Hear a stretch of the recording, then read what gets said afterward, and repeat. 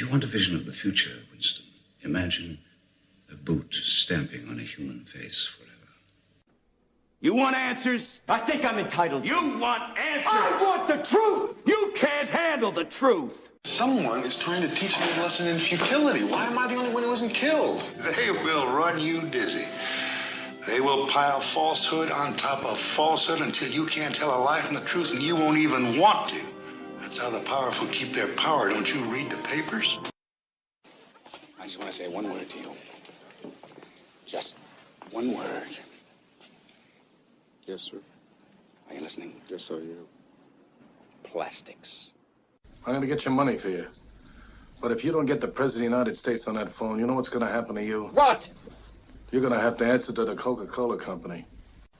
The world is a college of corporations, inexorably determined by the immutable bylaws of business. The world is a business, Mr. Beale. It has been since man crawled out of the slime.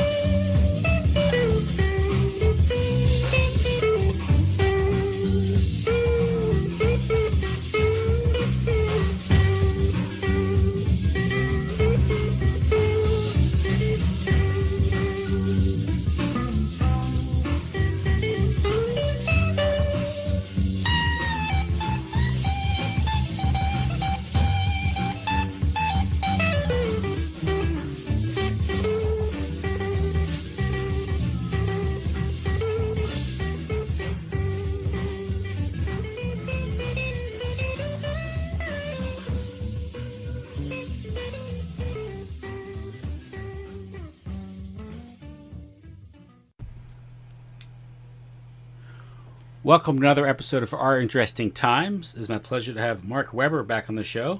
Mark is a historian, lecturer, and current affairs analyst. He's the director of the Institute for Historical Review, an independent educational research and publishing center that is dedicated to free speech and free historical inquiry. Mark, how are you doing? I'm doing fine, Tim. Thanks for having me on again. Thank you for coming back on. Now, is that a fair summation of what the IAHR is dedicated to, what it's all about? It's fair, but it's limited. Of course, we try to deal with historical issues that are relevant today, including what we're going to talk about in this program, the Second World War, which is constantly cited by people for various reasons for its relevance to the present, but also the recent wars of the United States in the Middle East, and Iraq War, and so forth. And we try to deal with current affairs and events as they happen from a historical perspective. And obviously, we try to do so in a way that's not just a mainstream, but a dissonant point of view, because the problems of these wars over and over, it repeats itself. That is, the United States continues to carry out wars and bomb, invade, and attack other countries, seemingly without learning what we think, in a way, should be the obvious lessons from past experiences. And we continue to repeat them over and over for reasons which we try to get into. But yeah, I mean, what we said was fair, but we can sort of fine-tune and be more focused in what it is we try to do. And I urge people, of course, that they'll see a lot more on our website, ihr.org, and they'll find that we deal with a really vast range of topics, but all of them held together in the way that we're talking about right now. Okay, well, tonight we first wanted to talk about this movie that came out earlier this year, The Darkest Hour, a story of Winston Churchill, particularly in that moment in 1940 during the so-called Blitz. Now, Winston Churchill is considered by many to be the man of the century. That would be the 20th century. He's seen as many as sort of a hero, a sort of a Leonidas holding the pass against the forces of barbarism and tyranny. This would have been his role in the summer of 1940 after the fall of France, and England supposedly stood alone against Nazi Germany, conquering the world. That's sort of the crude historical vision that many people have gotten, through Hollywood, or through the textbooks, popular history, the received history. And this article, and you've done a lot of work kind of deconstructing Winston Churchill, perhaps making more of a human being out of him than sort of the icon that he is.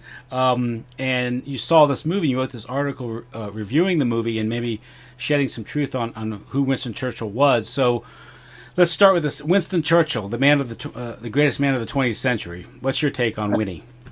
Well, because the Second World War is presented as the ultimate battle between good and evil in the 20th century, and of course the United States came out of the war as a great victor, that war is cited over and over by people as the good war, the war that had to be fought. Everybody agrees that, of course, there's a lot of dispute and argument about the justice and the proper, whether the United States should have invaded Iraq or Vietnam and so forth. But there's generally a very strong feeling, well, the Second World War was really the good war. And in that conflict, the person who's held up by over and over is Winston Churchill, because he had been very hostile to Germany before he became prime minister. And of course, between 1939 and America's formal entry into the war with Pearl Harbor, Britain was, the United States was not in. So Churchill was considered the man for standing up to this terrible tyranny. And this movie, Darkest Hour, it's a good movie. I mean, it's, as I write, it's a great movie, but defective history. The central actor in the movie playing Churchill is Gary Oldman. He's a very good actor, and he gets a lot of nuances and features of Churchill's character and mannerisms down very well, and he's very good in that way. But the movie is fundamentally a iconic, a movie that's a heroic presentation and fundamentally a very inaccurate presentation about Winston Churchill and the situation as it really existed in the spring and early summer of 1940 when the movie takes place. Now, for those who haven't seen it, it's probably necessary to just mention again what the movie is about.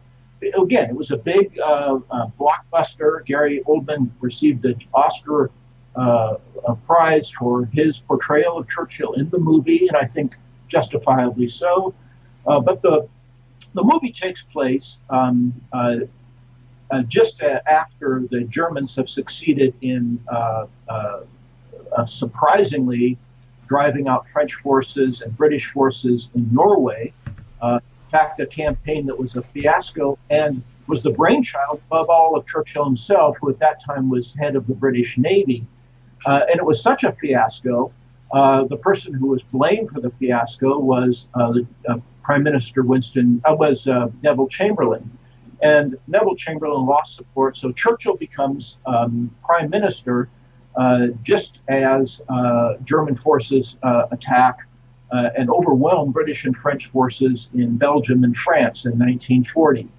And the situation goes from, as I say in the review, from bad to worse. And they bring this out in the movie. And the German forces throw back the French, of course. The French are suing for peace. And the British are at Dunkirk, ready to leave. Well, at this point, it's very clear that Britain is facing the greatest defeat and fiasco, catastrophe of modern times militarily. And within the cabinet, within his own government, there was a general consensus that under the circumstances, the best that Britain should do is to try to bring about some agreement with Germany. And Churchill is shown as a man in the movie who's unsure quite what to do. And then a key episode comes up in the movie, which is entirely invented, in which he goes down on the subway and talks to just ordinary people to ask them what they think. And overwhelmingly, they say, no, we've got to keep fighting. And so he gets out and goes to Parliament and announces in this very rousing speech that concludes the movie that he was never going to surrender. Britain was going to fight to the end. And so all thought of any kind of peace agreement with Hitler is quashed. And that's how the movie ends. Well, the movie is essentially just fiction for a lot of reasons. For one thing, Churchill was not one to pay much attention at all to what the British public opinion was. That was throughout his career. In fact, Churchill became a prime minister in 1940 precisely because in the 1930s he had been so vehement in his opposition, contrary to public opinion. Public opinion in Britain was not bellicose and anywhere near as hostile as Churchill, but because he had been so out of step with public opinion, he became prime minister and entirely invented. Churchill never in his life took a bus. He never bought groceries. He didn't go on the subway. He was a man who was born in privilege. He had very little contact with ordinary people, and he was not really liked by most working-class British people. And the proof of that was that after the end of war in Europe in 1945, and the first elections were held since the beginning of the war, Churchill and his party were thrown out of office and replaced by the Labour Party. But anyway, this scene is entirely invented. But more than that, the idea that Churchill was determined not to surrender and would not therefore reach any kind of peace, even begin peace negotiations with Germany, is really entirely a distortion of the reality. The fact is that Hitler never wanted Britain to surrender. Hitler wanted merely Britain to stop fighting and attacking Germany. It was Britain that declared war on Germany, not the other way around. Britain declared war, claiming in 1939, Britain declared war on Germany on the grounds that Germany had violated Polish sovereignty. Well, that was really a pretext because at the end of the war, Poland had lost its sovereignty, this time to the Soviet Union, and the British went along with that. They cooperated in the Soviet takeover of Poland and, in fact, of all of Eastern Europe. But more than that, Hitler made repeated efforts to try to bring about a peaceful resolution of the conflict between Britain and Germany on a basis that was quite honorable to Britain, and certainly much better than the conditions on which Britain finally ended the war in 1945 with the Soviet Union in control of half of Europe and by far the greatest power on the continent. Because for whatever his faults, Hitler admired Britain. He admired the British Empire. He had no intention whatsoever to try to dismantle it or to do anything that was going to be contrary to the essential interests or the honor of Britain. And so Britain, saying that, and Churchill presents the case in his speech that concludes the movie as a choice between carrying on the war to a bitter end, even at the cost of invasion, or allowing the Nazis to take over Britain. And he says swastika flags will be flying over London. Well, that's just nonsense. Germany had allies during the Second World War in Europe, such as Finland or Bulgaria, Romania, and so forth, and Nazi flags never flew over those countries. Hitler didn't ask or want any kind of hegemony or control over Britain. He really wanted the war to stop with Britain, albeit with German, you might say, hegemony in Eastern Europe. So the essential case that's made in the movie, The Darkest Hour, is really a misleading, a false one, an inaccurate one. But it's very thrilling because it makes it seem like Churchill's really being tough. The proof that Britain could have made a peace agreement with Hitler was made privately by Churchill himself. In 1944, as I point out in the review that's on our website of the movie, he privately told Stalin that he could have easily made an agreement with him, and an agreement that would not have cost Britain anything, really, and would have been to the disadvantage primarily not of Britain, but of the Soviet Union. But that was an admission that Churchill made in private, not in public. But even in his memoirs, Churchill concluded that the war was really a tragedy because at the end of the nearly 6 years of war, 1945, Britain's situation was far worse than it was at the beginning, and worse than if it had agreed to with Hitler. Movie and my take on it, and of Churchill and the distortion of this movie.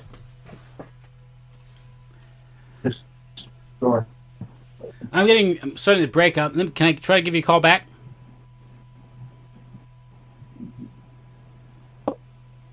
Sure. Oh, we're back. Sorry about that. Connection problems. Yeah, it's interesting. You made the point that, like, early in the war, the movie starts with the fiasco in Norway, and that was Churchill's doing. It was his plan. But the disaster in Norway, in I think it was April 1940, that was more or less the Germans beating the British to the punch, right? Didn't they have plans to invade Denmark and occupy Norway? And weren't they already mining neutral Norwegian waters? Right. I mean, the British, the German attack against Norway and Denmark, occupation of those countries, was then and for many years has been presented as a brutal, ruthless German attack on peace-loving Denmark and Norway. In fact, it was Britain that first planned to take Norway because Germany was shipping high-grade iron ore from Sweden through Norwegian ports to Germany. Norway was neutral, and it was Britain that first began mining and the waters in Norway to stop Norway from being a transshipment point and planning its own attack and takeover of Norway itself. And the French and the British were preparing their own invasion. Germany anticipated this, and Germany just acted more quickly and cut off the British before they were able to really act very well. And so even that, the Norway campaign was badly presented. But the British didn't prepare well for the campaign. Britain, at that time, the head of the British Navy at that time was Winston Churchill. He was Lord of the Admiralty. And the fiasco of Norway was in many ways his failure. But of course, he was not the prime minister, and Neville Chamberlain, who was the prime minister, had to accept the blame and did get the blame for the catastrophe, which was in many ways largely Churchill's doing. But again, that should have already been a warning of the resourcefulness and the ability of the German soldiers, which were even more manifest in May and June of 1940, when finally the attack in Belgium and France took place, and British and French forces were overwhelmed, even though in May 1940, the British and the French had a superiority over the Germans, both in numbers of men, numbers of tanks, and even numbers of airplanes over the Germans. But the Germans acted far more quickly, far more creatively. The morale was better, and they were able to defeat the British and the French pretty quickly. And it's interesting because you look at Winston Churchill's career. Didn't he also, wasn't Gallipoli his plan too in 1916? That's interesting because during the movie Darkest Hour, there are a number of points in the movie where unflattering things are brought up about Churchill. At least twice, maybe three times in the movie Darkest Hour, colleagues of Churchill mention his responsibility for the fiasco of the Gallipoli campaign in the First World War. Churchill sent an expeditionary force of British and colonial troops, that is Australians, Canadians, and so forth, to try to take the Bosphorus, the area around Istanbul, from Turkey, which was allied with Germany in the First World War. And it was a disaster. I mean, after tremendous losses, the British had to withdraw. And it was Churchill, who was head of the Navy in the First World War, who was responsible for this campaign. Now, some historians think that with proper management, it could have been successful. I don't know about that. But during the movie Darkest Hour, repeatedly, there are scenes of politicians saying rather unflattering things about Churchill, because Churchill was known to be, by his colleagues, by the public, to be often a reckless man. He was not widely trusted. Colleagues, I mean, Churchill had started out in the Liberal Party, and then he switched to the Conservative Party. He was not considered even a much of a team player, even within his own party. And he was held in some distrust by many, and that comes out during the movie Darkest Hour. Yeah, that's it's interesting to point that, of course, his moment to shine, Britain's finest hour, was largely a result of policies advocated by one Winston Churchill. Yes, well, this is right. I mean, it was this Norwegian campaign that put him into office. See, Churchill's political career required war. As long as there was peace, Churchill was out of power.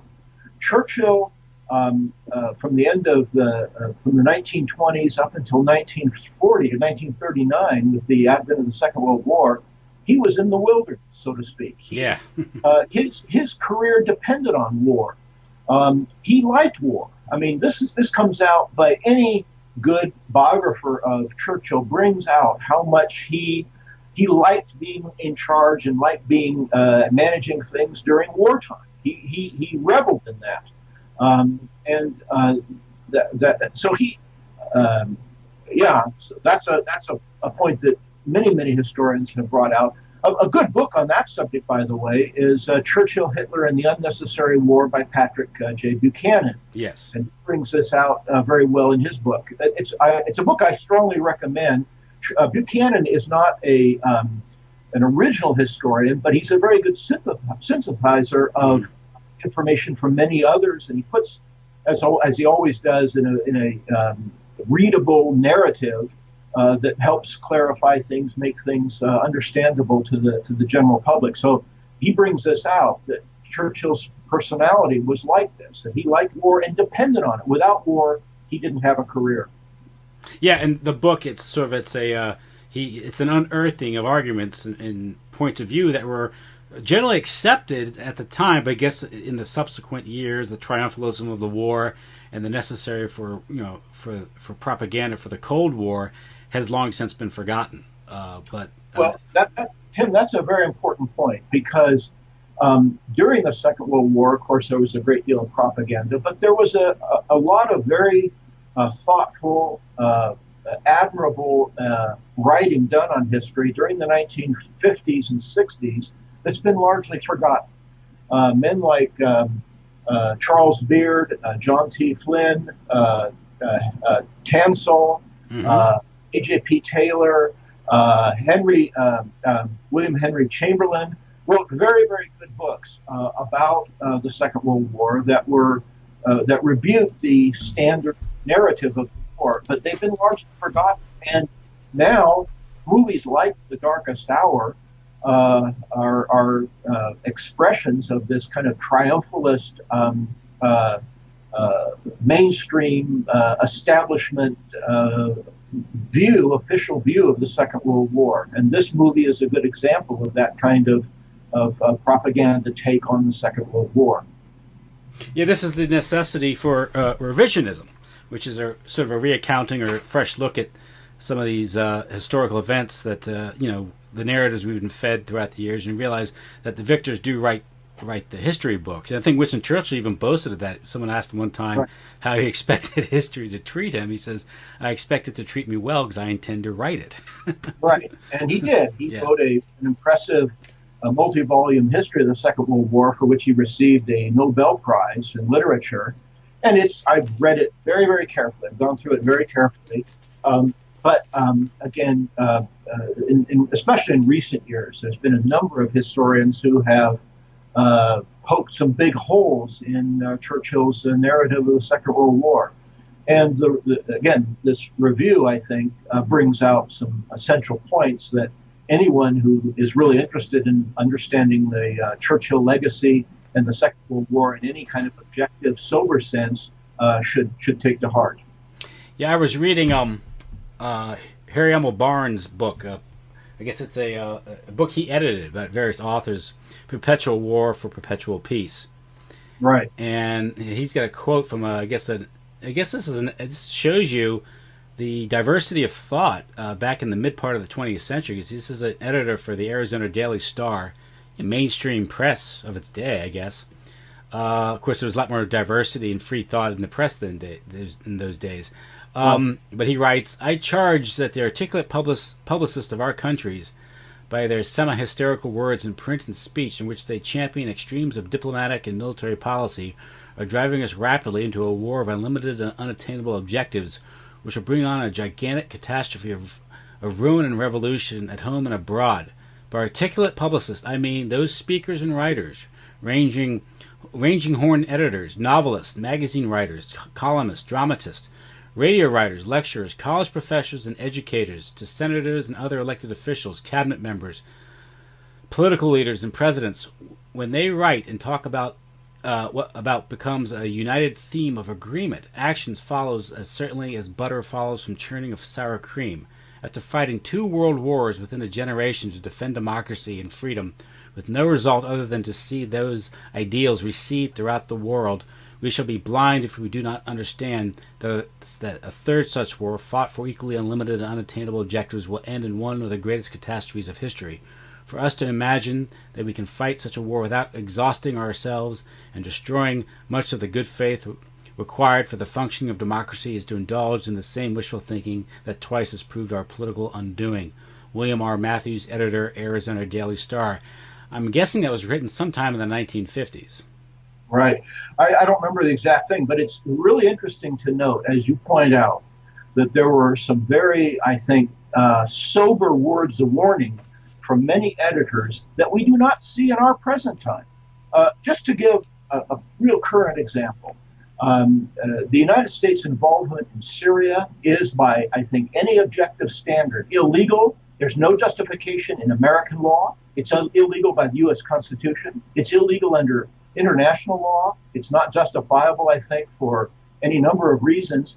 And yet the American media has been mainstream media has been virtually silent in criticizing the U.S. involvement, not only by Trump, but also by Obama in the Syria conflict. Now, it's understandable in a way that many Americans don't pay much attention to these wars because they take place in countries they have a hard time finding on a map. And the number of casualties of actual Americans is pretty limited. But these wars are, at the very least, if you want to be cynical about it, very, very costly.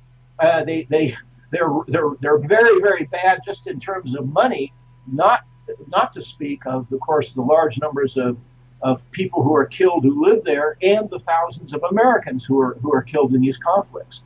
But the media, the mainstream media, New York Times, Washington Post, USA Today, also these Wall Street Journal, are virtually in lockstep in applauding these wars when they take place. When they go south, they go bad, then you'll find some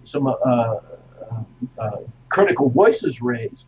But the cheering going on for these seemingly endless U.S. wars, regardless of whether the president is a Republican or a Democrat, is a real indictment, I think, of our mainstream media. Yeah, and what's happened is that simply those people who do raise objections and point out these problems, inconsistencies, the lies being told by our foreign policy establishment, by the Pentagon, and these things simply don't get the jobs. They don't get tenure. They don't get attention because the salaries aren't there. So this is how they stifle opinion. The rewards aren't there for people who have the courage to speak up about these things. Well, as you are familiar, I'm sure, Tim, about the famous farewell address by Eisenhower in 1961, just before he left the White House. He warned of the danger of power, whether sought or unsought, by what he called the military-industrial complex. And people go along with it because its power, its influence, is just pervasive in American society. Much of the media and people in political life, they just go along with it because it's a lot easier to go along with it than to raise uncomfortable, unpleasant objections when most people, there's not much political gain in questioning these wars. Afterwards, of course, people are somewhat embarrassed, but it's amazing that people who got it so wrong with the Iraq War, for example, like Hillary Clinton or all sorts of commentators, they're not scorned and driven into the shadows for having gotten it so wrong about the Iraq War, which was launched on the basis of lies, deceit, and propaganda, as almost everybody now acknowledges. But instead, there's still these same people that supported that war. They might say, oh, well, yeah, that was a mistake, but they're still regarded as reliable guides to foreign policy today when they're calling for new wars. It's really astonishing. And that's one of the reasons why reminding people of this record of deceit and of failure is very important because the cost of doing this over and over again is a very, very high one. Yeah, and of course, an earlier example of succeeding by failing is Winston Churchill. Well, I mean, every policy advocate led to disaster, and he was there to step in to supposedly deal with the crisis. Well, that goes to another point, and very often Americans view wars not as whether they are successful or not, or unsuccessful in terms of the goals of the war. It's considered good if there's merely a military victory, or at least the soldiers come home again. The political aims of the Second World War were not achieved by the United States or Britain. The military aims were achieved, but not the political aims. And over in America, we go to war for aims that are not achieved. There's a failure in doing that, as has happened many times. But Americans tend to forget that because they focus just on, well, we win, and also like a football team, win or lose. If our team is out there playing on another field, win or lose, people come back and life goes on much the same here.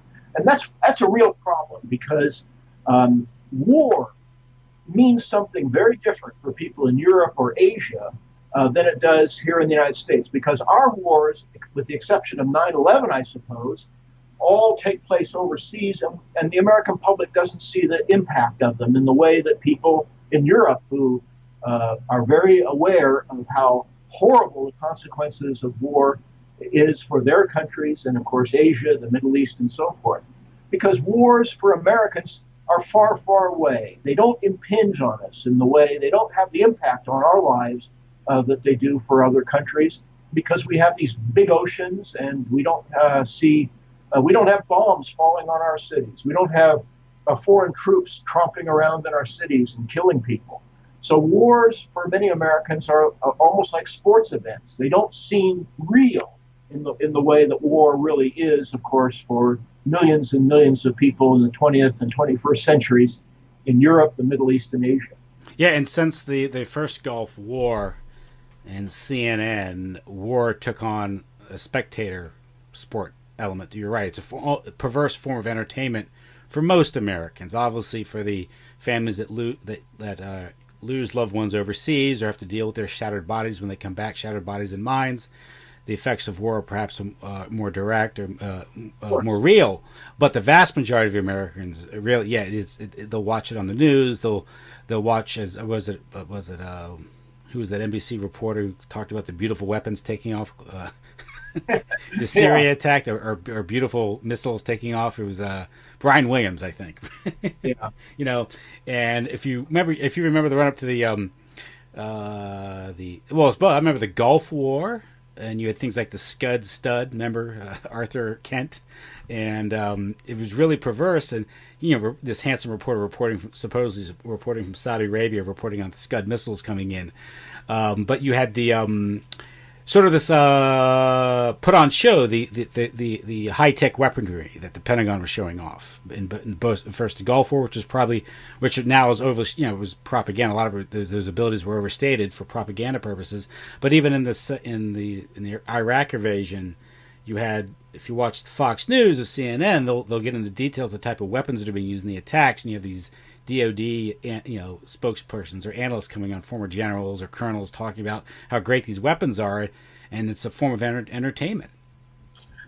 This is particularly true about the Second and First World Wars, because the Second World War, First World War were catastrophes for everybody involved except the United States, except for the men who were actually wounded or killed. The First and Second World War were great for America. During the Second World War, there was full employment, prosperity, the economy boomed, and America came out of the Second World War top dog in the world.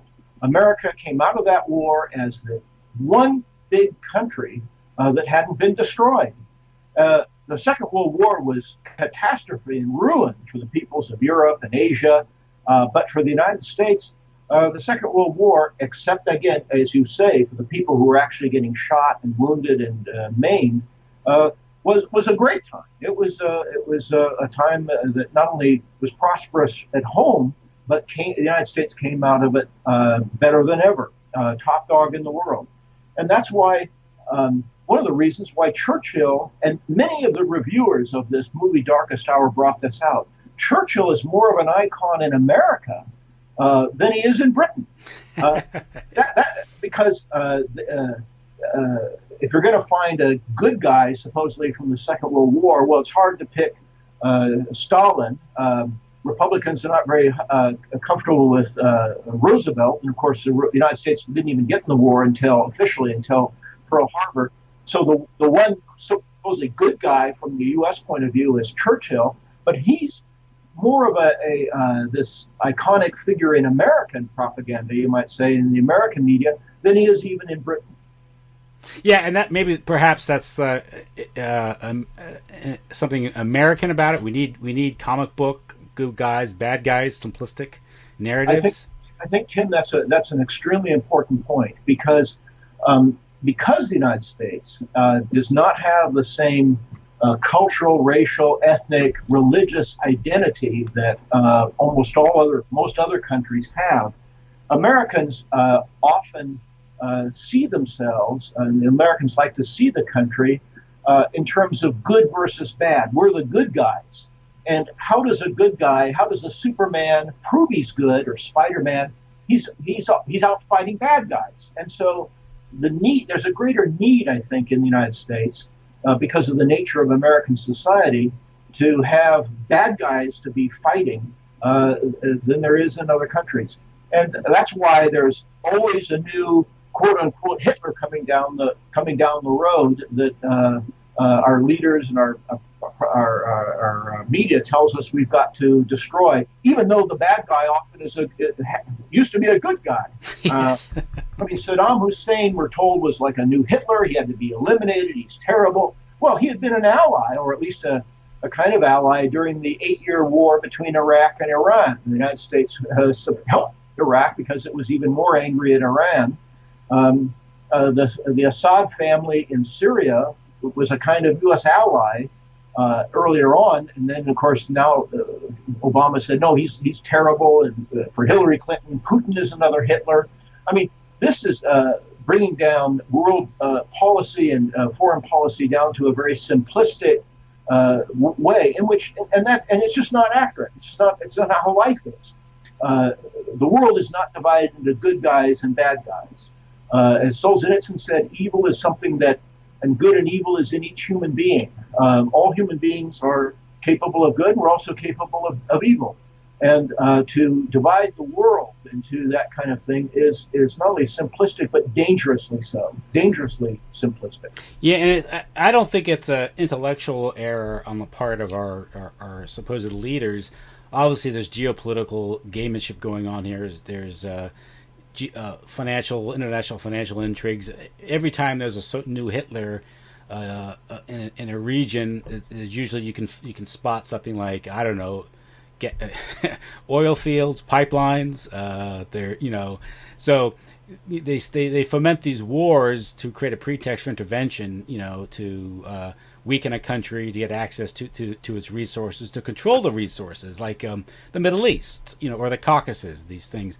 And ironically, although many Americans like to think it's good guys versus bad guys, if you look beneath the surface, it's the intelligence agencies that are fomenting the bad guys to create the pretext for the intervention or to destabilize a country. A good example is the United States history of supporting and fomenting Islamic radicalism and using it against Russia. Or in Afghanistan, or in Chechnya, or in the Balkans, or in the 90s, we tore that country apart. Yugoslavia was deliberately torn apart by the U.S. Congress. So years later we could go in and certain interests, not we. I'm sorry, it's corporate interests can go in and get control of the raw materials, the resources, or even exploit the cheap labor. Well, yes, I mean, of course. People in power don't want any wars. It's going to be really contrary to their economic interests, of course. But one of the sad realities is that some of these recent wars haven't even been good for that reason.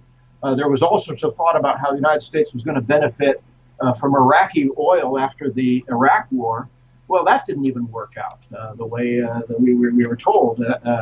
And very often, even the economic calculations prove to be false ones, and they don't work out the way people. You mean the war didn't pay for itself? I thought. Well, supposedly, yeah, we were going to benefit, and all these American oil companies were going to come in. Well, Iraq today is actually much more aligned with Iran, and they've the Parliament of Iraq has pointedly rejected American investment in Iraq. There's not America doesn't have many friends in Iraq. I mean, most Iraqis think the war was a horrible catastrophe, and they don't want to see that happen.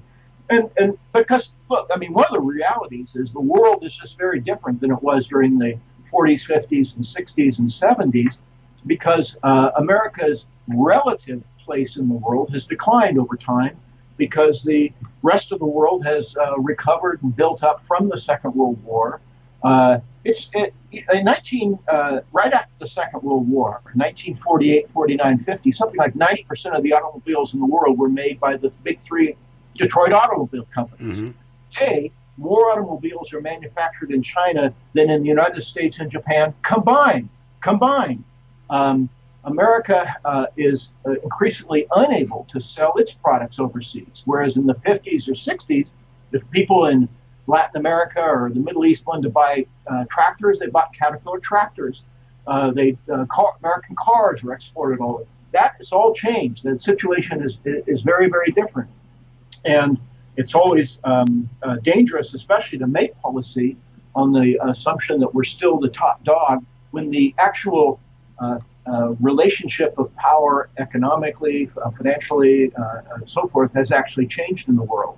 And we see in the last 10, 20 years, America's military adventures have been one failure and fiasco after another in Iraq or Syria or Afghanistan. And that's why there's very little real public support for these wars, because even though the public might get a temporary boost in supporting them, the long-term consequences are actually catastrophic. And going back to the Second World War, as even Churchill acknowledged, at the end of the Second World War, Britain was bust. Britain was just in ruin. Its empire ruined, its economy completely in hock to the United States. It had failed even to live up to its promises of support in Eastern Europe for freedom and so forth. That turned out just to be a complete disaster for Britain. So Britain didn't win the Second World War. It came out on the winning side, you might say, because it was still allied with the United States and the Soviet Union, which were the real victorious powers of the Second World War. And that's an important point, because we're getting into sort of this, the reason why a character like Winston Churchill is still lionized and promoted, because the Second World War solidified, in the eyes of many, in the eyes of accepted views of what that event taught us, the war itself, was the necessity and the righteousness of perpetual American intervention abroad. And that was such a change from America's historical in the 1920s, where people called it isolationism, but it really was just non-interventionism, sort of a measured, proper intervention or interaction with America, with the rest of the world, not just interventionism. And of course, the 1920s, when we saw, the first era of revisionism, that's what Harry M. Barnes writes about a lot. This whole idea of the idea of the merchants of death, the congressional investigations and the profiteering and these things, and sort of how people realized they had been had, and they realized that to stay out of Europe's fights, stay out of Europe's squabbles and these things. And the 20s sort of seemed to ratify that view, because the horrible experience of the First World War. But the Second World War seemed to say, well, because of characters like Stalin and Hitler, although oddly enough both were creations of American interventionism, no one wants to look back 20, 30 years. It's always what happened yesterday. It's always 1941 or 1938. They don't look back to 1917 or 1923 or 1932 or something. But both the Bolsheviks and National Socialism were a development or a creation of policies or intervention in Germany and Russia itself.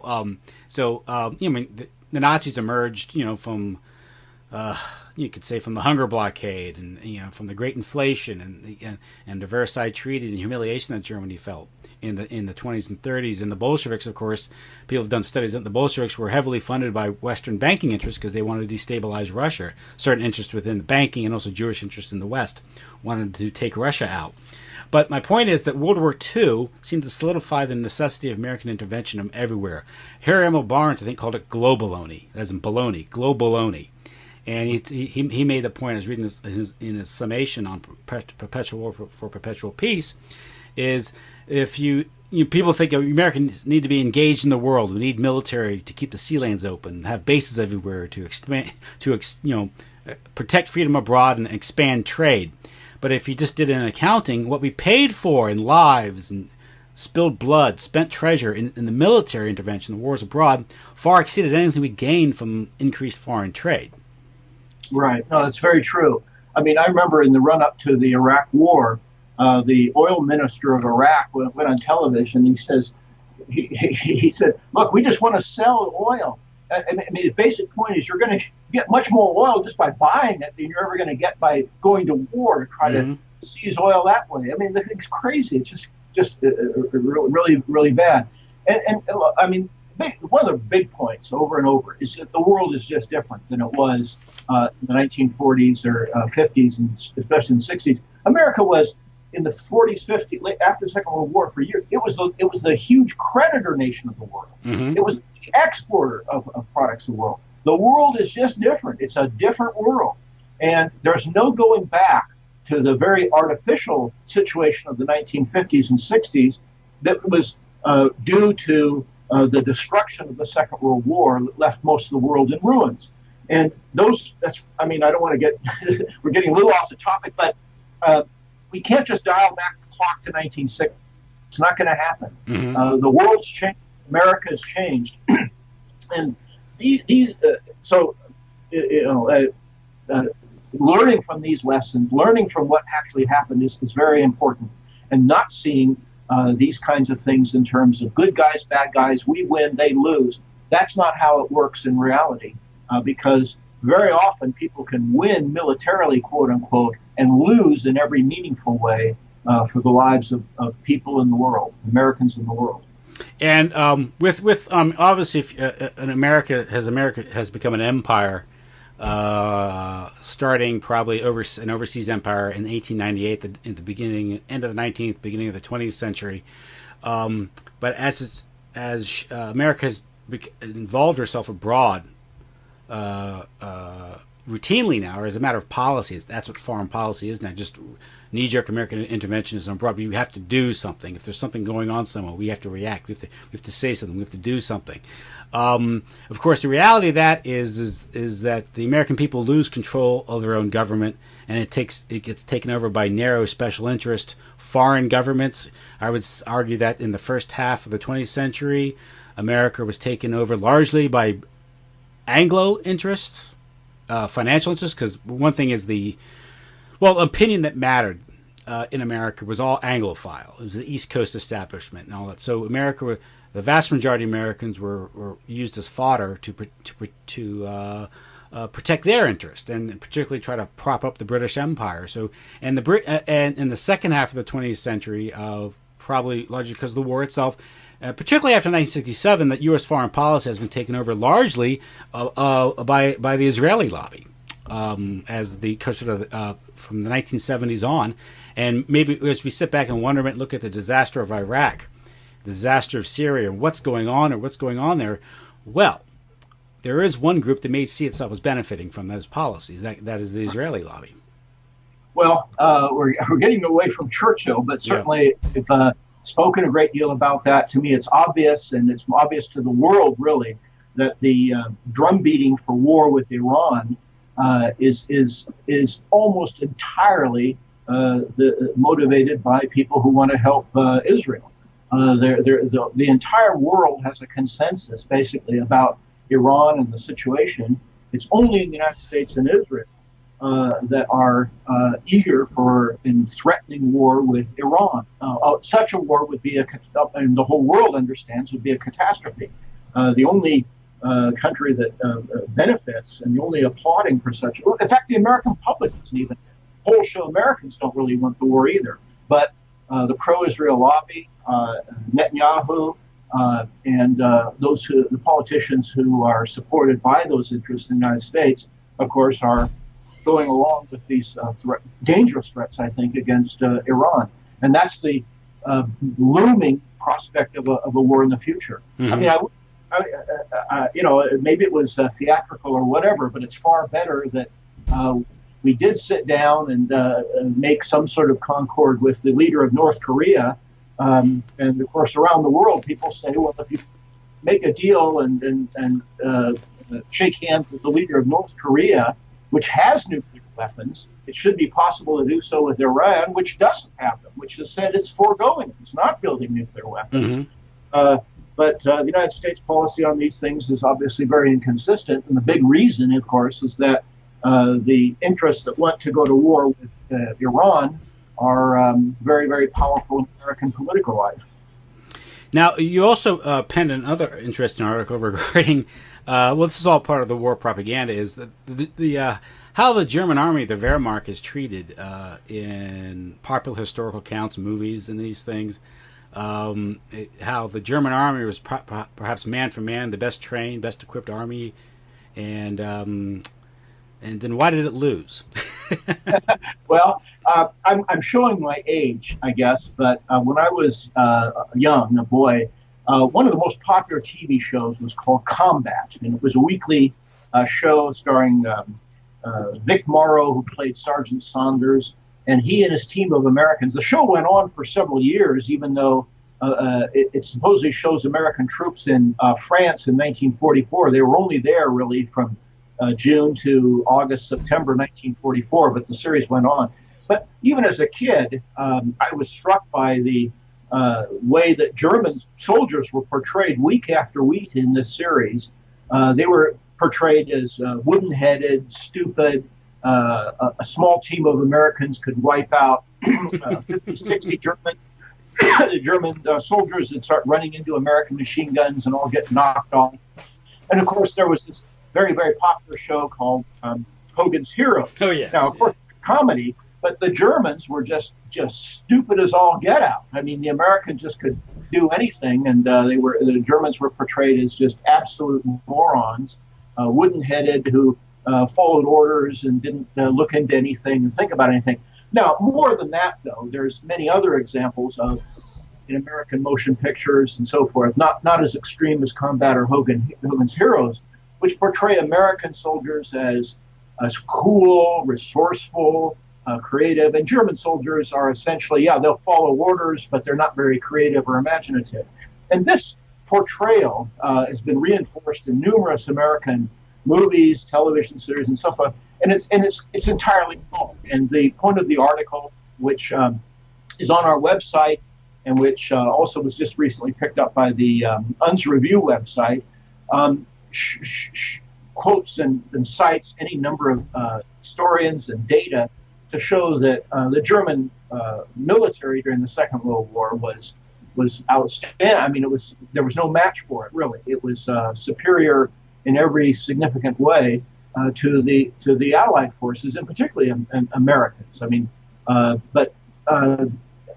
anyway, that's the point of this article, and I cite a whole lot of it. Now, the point of the article is really one that there's a consensus of military historians. Historians know this.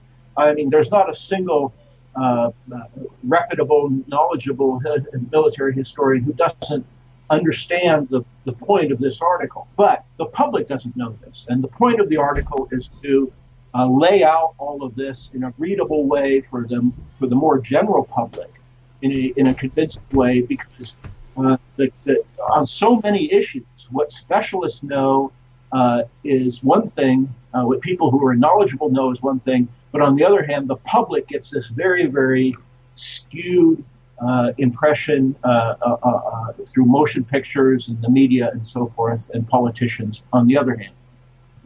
Yeah, I mean, there's always you get that same thing with, obviously the favorite generals are Rommel and Hans Gregorian, these great generals, and there's always the losing generals. Robert E. Lee, right? Stonewall Right. Jackson. But if you look at the victorious forces always seem to simply have numbers, right? It was quantity over quality, and you also see that interpretation of the so-called American Civil War, where particularly like in the Wilderness Campaign in 1864, where Grant is just throwing men into the meat grinder, knowing he can make good his losses because he has a bunch of Irish streaming in from impoverished Ireland to fill the ranks, and Lee can't, and it's sort of it becomes a war of attrition. It's rather brutal, but that's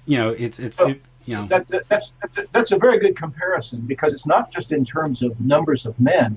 The North had far, far greater economic resources. Mm-hmm. The South didn't. The South was more or less blockaded after 1862.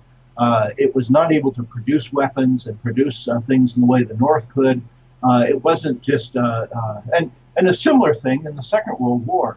The economic and human resources of the United States, and particularly the Soviet Union, were just far greater than that of Germany and its allies during the Second World War. And again, this is a very important point, too, that the primary victory of the Second World War against Germany wasn't carried out by the United States. It was carried out by the Soviet Union. Now, again, this isn't a reflection that the good, because it's not true that the good guys necessarily win. History isn't like that. History belongs to the winner, and the winner says he's good, of course, and that's the way we remember the thing. But the big military victor of the Second World War was, of course, the Soviet Union. 3/5 or 80%, something like that, of German divisions were destroyed on the Eastern Front, not on the Western Front. The D-Day invasion by U.S. and British forces at Normandy in June of 1944 took place less than a year before the end of the war. The decisive battles that had already essentially decided the outcome of the war had already been fought on the Eastern Front. In Stalingrad, the Kursk or Orel campaign. By the time the Americans landed in Normandy, the German Air Force was really devastated, and the Germans were unable to really mount. I mean, the Western allies, the United States and the British, had just really air superiority dominance over Western Europe by the time the Americans landed in Normandy in June 1944. But Americans, of course, through motion pictures and so forth, had this image of the American role, the D-Day invasion, as being decisive. Well, it wasn't. What was really far more decisive was the Soviet role, and Americans aren't really told that. Now, with regard to the German soldiers, Germans were better trained. They were better motivated.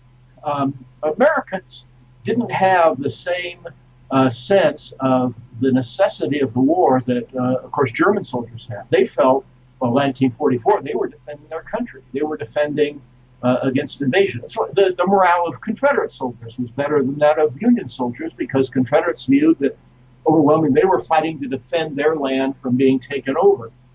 And so that was an important factor.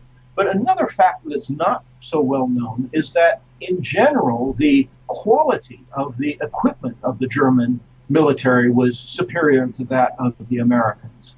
And this is something else that comes out in the article. German machine guns, tanks, generally their artillery, were superior to those of Americans and British during the Second World War. And this, again, these are points that historians understand. There's a consensus about these points, but the public in America doesn't really know that very well. Yeah, I think there's a lot of admiration for the weaponry, but I think your point about the morale and ingenuity of the individual soldier, the reason why that's covered up is because people don't want to humanize the enemy. They want to see Germans as automatons, and right. And so if this fits the vision of the war. And this is something that's I noticed if you watch war movies, it's something that's something that's developed since the 1970s. Whereas if you see at war movies from the 50s and 60s, Germans are portrayed much more, I want to say fair, or just there's more realism to it. But the cartoonish, portrayal of Germany as just being, either being an automaton or being evil was something that as the vision of the war has become more cartoonish and surreal or kind of propagandistic since the 1970s. And this is largely because it's serving a particular agenda. And it's like in the 1960s, the understanding of the conflict, nature of the conflict of the American Civil War, well, slavery became more of an issue because of the contemporary political issues.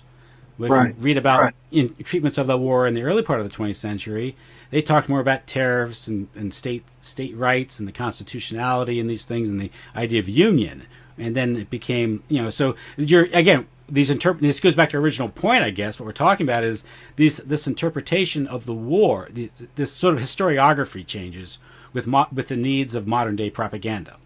Right. That's a very important point that we've seen a increasing polemicization. I mean, that conflicts are looked now from the, you might say, politically correct vision of the perspective of the present. And looking back, they say, well, they're bad guys. There was far more fairness, you might say, to Confederate soldiers from about 1890 up until the 1960s or 70s.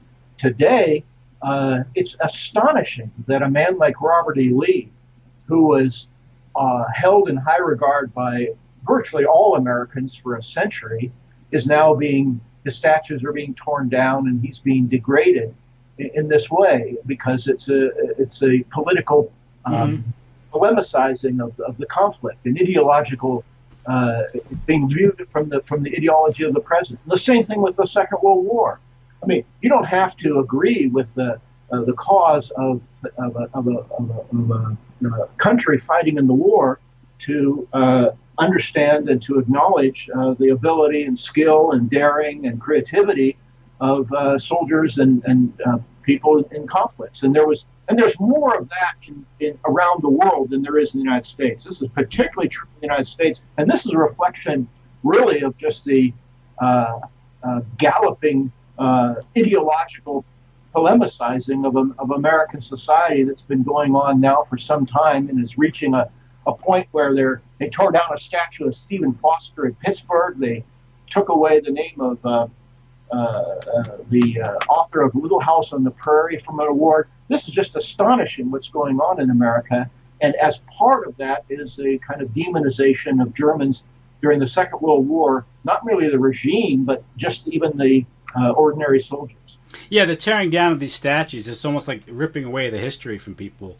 And you don't have these historical statues. At the very least, if you're in like New Orleans and there's a statue of Jefferson Davis, at the very least, it sparks a conversation, right? Yeah. And also the people's identities of where they live is they give directions based on the statue, and you're destroying local identity. And so it's this marching globalism. And that's why, it's hard to see how the United States can even have an identity if all of the central figures of American history are all demonized. I mean, there's not a culture left really. There's no continuity whatsoever. If a person being a slave owner is just ipso facto evil, well, we don't have very many early Americans to admire at all. There's hardly any American history to look back on. It's just insanity, really. But this is another aspect of looking at history that's, I think, a very important one, and that is it's very dangerous. What's called presentism. That is to look back and judge the past by the standards of the present. And it's especially arrogant when one considers that the standards of the present keep changing. They keep changing. We've seen, even in our own lifetime, you might say a full-scale revisionism taking place in our textbooks and our life, so that people who are considered good guys are now considered bad guys. I mean, that's one of the ironies, is that there's a lot of a bad-mouthing of so-called revisionism, but that's taking place full scale in the United States now, right now, tearing down statues and rewriting books and so forth. Yeah, and at the same time, all this energy and time is wasted on debating to take down a statue when you're not, and that's time not being spent on maybe arguing about what's going on right now. It's at the same time, like here in Virginia, we had a man running for the Senate who got the nomination for the Republican Party, who's against the iconoclasm of tearing down these Confederate statues and these things, and he's now considered controversial. So to not to be an iconoclast is now to being an extremist. Well, in my view, actually, the people tearing down statues and digging up graves, to me, that's extreme. I mean, they dug up Nathan Bedford Forrest's grave. You don't dig up people's graves. Oh yeah, no, and the people doing it have no understanding of the nature of the conflict, the Civil War. All they know is what they've been told in high school, or what they may pick up in college or a textbook. But they have no understanding of the complexity of these events, which it shows in their behavior. They're trained. They're brainwashed. They're not educated. Definitely not educated. Well, not just merely uneducated. What it does is it feed a kind of hubris, a self-importance. It gives people a sense of moral superiority by kicking down people who can't defend themselves anymore, to vilify and smear people who are long dead. So that one gives oneself the kind of moral superiority is just cheap. It's really it's despicable, really, and that's just going on a full scale thing in America today, because there's almost nothing left except this kind of posturing for self-importance that takes place in our society across the board. We see this happening just on such a scale here in the United States. And that's why I think all the more important for some people to keep a grip on reality, keep a grip on a sober understanding of the past, if we're to have any future whatsoever. Our goal, our target is not the vast majority of the public. We don't have Warner Brothers motion pictures, and we don't have big Hollywood studios, but we are and should be able to reach intelligent, thoughtful, especially younger people who can and must be leaders in the future if we're to have any future whatsoever. Because things have gotten so out of hand that just drifting along the way we are is a society without any moorings, any foundation whatsoever. Mm-hmm. And yeah, and America is particularly vulnerable to this because we're, as you said earlier, we sort of identify on ideals, and we're a proposition nation. We're not really based on an ethnic history or soil, things like this that older nations might have. So once we lose these reference points, we're sort of this force for instability. It's almost like a nuclear reaction or something about to go off. Well, that's why they glorify Churchill. Now, remember, one of the odd things about Winston Churchill is that by today's politically correct standards, Churchill was nobody to write home about. Churchill was by every standard, very political. I mean, he was a racist. He was just completely contemptuous of non-whites. He was a unavowed avowed imperialist. He believed that Britain should maintain permanent control over India and this huge empire. I mean, that's one of the ironies in the Second World War. The most imperialistic country involved in the Second World War was Britain, which had hundreds of millions of people held against their under their control against their will. Most notably India, of course, which includes modern-day India, Pakistan, and Bangladesh at that time. But Churchill was he was hopelessly politically incorrect by today's standards.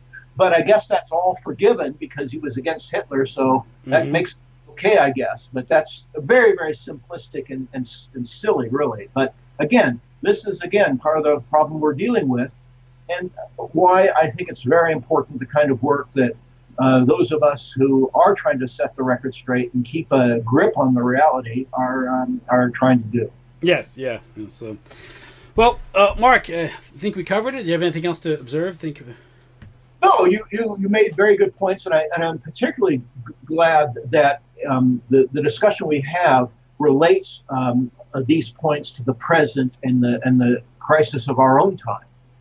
This is, I think, very important because these historical lessons we try to learn aren't just in a vacuum. They have important consequences for our time and for our future. And I'm particularly glad that you made a point of tying a lot of this with the Second World War and other wars in with our present here in America. Yeah, that's sort of like that forged modern America. The fires of the Second World War, well, at least completed the job. It's a long process. Right. So yeah, well, that's well. Thank you, Mark. Mark Weber. He is the director of the Institute of Historical Review. That's IHR.org. Yes, that's correct. Yeah. That's the website, and people can go there, look at their material.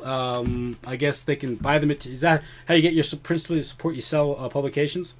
We well, like most organizations like this, our main source of income are donations, are people who give us money. But we sell and make available a large number of books, including I mentioned Pat Buchanan's book. We offer that for sale. Many other, I think, valuable and I think pretty solid books and recordings are available from our website, and I think it's well worth it. I'd like to say, of course, to visit the IHR website. Of course, yeah. Well, listen. Well, thank you. I'll let you go. Thank you. Yeah, I know it's a little earlier out there, so go grab dinner. Okay. Thank you very much. Thank you so much, Mark.